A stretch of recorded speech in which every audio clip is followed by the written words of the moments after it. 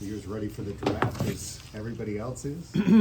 Yeah, we're going through the process now. Duke and his crew have done a phenomenal job, and the coaches as well, getting us in position to go through these meetings. So we're feeling good about things so far. The team has obviously done a lot in free agency the last couple of years on defense. Do you feel like this is a year where maybe the draft will be a little more defense oriented? You know, you never know. We'll see how it goes. We'll be prepared either way. You know, it's a good draft, we feel like, in certain positions. So, you know, we'll see how it goes, but looking forward to it. There was a good reason that it took a little while to catch up, but was there a catch-up period? Yeah, for sure. You know, especially with the longest season in NFL history.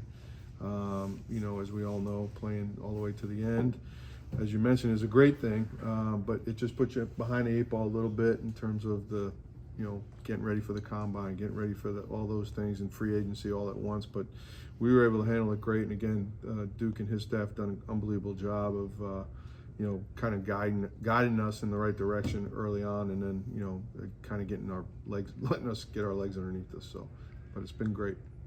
I've been a secondary coach for a long time in this league. Looking at corners, I know there's got to be a fine line between, you know, you want your rangy guy, but you want him to be able to move too. I mean, what exactly are you looking? I mean, you need height obviously, but you also need hip flexibility and all that stuff. Mm-hmm.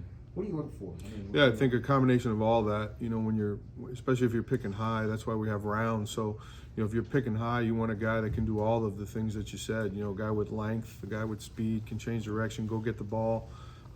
You know, those are some of the qualities you look for, especially at higher in the draft.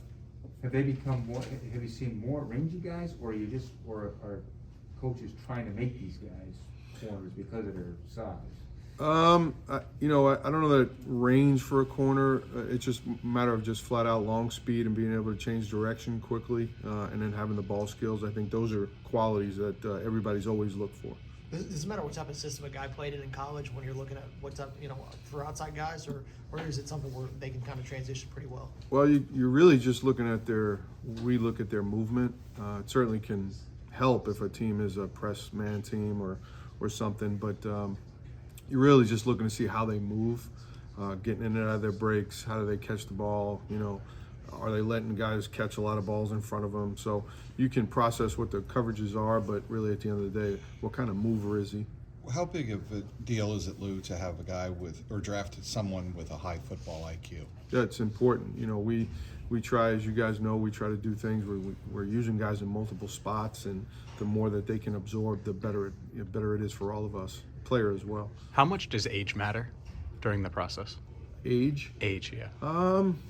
You know, there are some guys now with the COVID year in college and things where I'm looking up at the board and, you know, they're 24, 25. It's a little bit different, but at the end of the day, I think good players are good players. So, you know, I don't know that would affect anything, but that might be a better question for Duke, to be honest.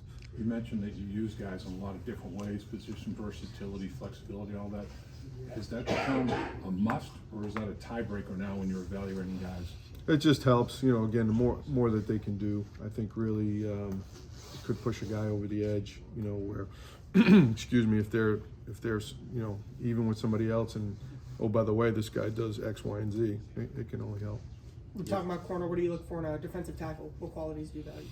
Well, you know, we certainly want guys that are big and stout and can, you know, do a good job in the run game first, and then we evaluate where they are after that, you know, pass rushers and things like that. So, you know, we've done a good job the last few years with that, and we want some big, strong, stout guys. It seems like do you value versatility on the line more and being able to do a little bit of everything?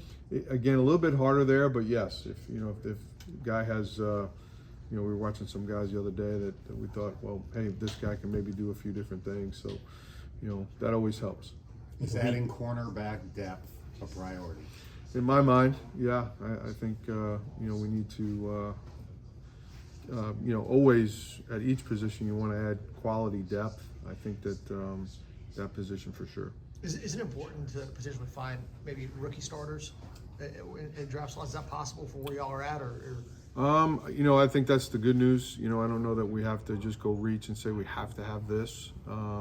So we'll keep talking about it. But if the guy comes in we feel like he can make an impact right away, he'll get more playing time. Along those lines, Lou, how excited are you to see the competition for spots, especially in the secondary, after the draft, knowing that you have pretty much your set roster of 90 players that you're going to bring into camp? Sure. No, it's always great. I think the more competition we add is always great for a coach. So I think it'll be great, and just looking forward to it.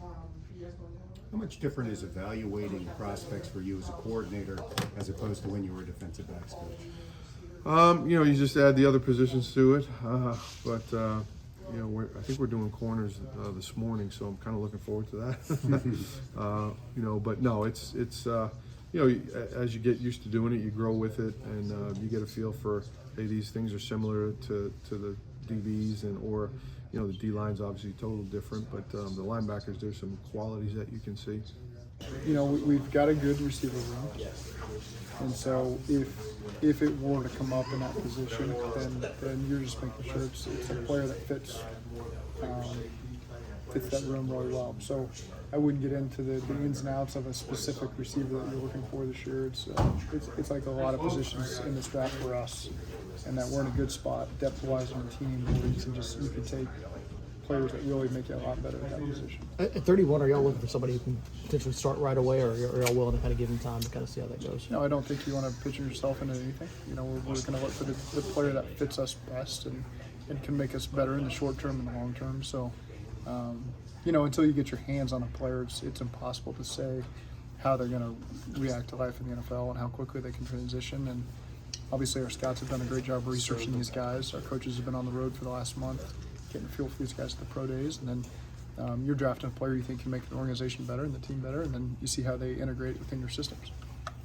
How big of a deal, Zach, are intangibles when you're trying to decipher the difference, which the line can be so fine and so small between players? How big of a deal are intangibles? Well, it's what you spend a lot of time. Our scouts do that really over the last 2 years, researching these players, going into schools, talking to the coaches, the support staff, anybody they can get information from to get the background on the players. And then our job as coaches is we meet these guys really over the last 45 days or so to learn more about how they fit with us and what's their football character, what are their intangibles like in the locker room. Do they love the process? That's the biggest thing for us is how have they reacted to this process? How are they going to react to the grind of a really long season where you got to pay attention to meetings and practices, and you got to love that stuff, or else it's going to kind of eat you up a little bit. So those are the things that we just have to do during the scouting process. And again, Duke and his staff did a really good job ironing that stuff out for us, making it easy. Do they love ball, in other words? Yeah, I mean, that's the simplest way to put it, I think. It's not just about looking good on game days and playing great on game days. It's the guys who can do the other part really well. Usually it leads to success for them early in their career, potentially. If they love walking in the building every day and seeing what the coaches have in store for them and being a part of a team and being in practice and all that kind of stuff. Which is more important to you in the evaluation process, intangibles or versatility, flexibility, and skill set? It's a mixture of everything. Obviously we want talent. That's the easiest way to win a championship is to have a lot of talent on your team, and then you're looking for guys. There's a lot of guys in the draft, so you're looking for that mix of talent and the football character and the intangibles, versatility, based on the position that they're playing, obviously. So again, that's why there's a lot of players that are in this mix. Duke leads the charge and does a great job with his scouting staff of paring it down to the guys that really fit the Bengals and will make us a better team. The fact that you had key players like Burrow and Chase and Higgins on rookie deals, did that give you guys flexibility to spend in free agency in the way y'all did the last couple of years? I think it's good. Anytime you can hit on your draft picks, that they're really good players for you. It certainly helps things, to have guys on those younger deals. But that's I think we just have a really good mixture of young players who we've drafted here, players that we've added from other organizations that have served us really well. So it's just a really good mix of young guys and veterans on this team. Given how you guys are spent in free agency on defensively, do you feel like it is important now to make sure that you guys get the young depth that you're looking for, that guys can be contributors here in the next couple of years? I always think it's important. That's why, again, Duke and his staff, have done such a great job of researching these guys and presenting what all these players are about, and then the coaches are able to go on the road as well and give their input. So it's just a really good collaborative effort by everybody to make sure that we're always adding. You don't want to miss on your draft picks. It's impossible to be perfect all the time, but I think Duke and his staff have done a really good job these last couple of years of bringing the right people in the building. How quickly after the Super Bowl did you flip the switch and dive into draft prep?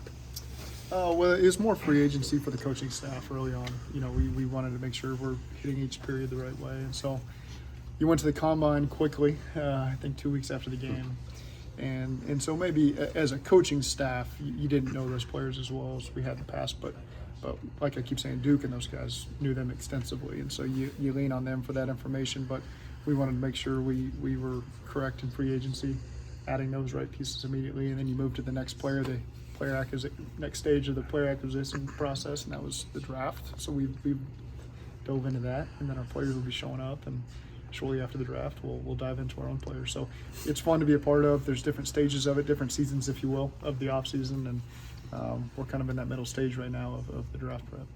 With about 8-9 days till the draft, what's the emphasis of the coaching staff right now in the draft preparation process this week? Just circling back and making sure we all see everybody the same way, and if you don't, having all those discussions to make sure you iron it out. It's not maybe like the movies where you're having all these in-depth conversations while you're on the clock. Duke does a great job. He's got so much experience doing this, of anticipating the conversations that you're going to be having on draft day 2 weeks, 3 weeks in advance. And so those are the conversations you're really having right now. At 31, do you try to almost minimize the risk as much as possible? Let's say there's a character red flag or a size red flag or something like that. Are you more likely to eliminate a player at 31 versus 63 or 95 because of something like that, I guess? That's hard to say. You want a guy that fits what we're about, and so I think that's at all areas of the draft. And so again, that's why we spend these next 2 weeks talking in depth about what we're looking for at each spot and all the different scenarios that could play out. And so again, we just want players that are going to make us better and help us get back to where we want to be. What are the skills that make a good outside corner in the league right now? Short memory. It's there's so many really talented receivers in the league right now that are big, fast, physical, got great speed.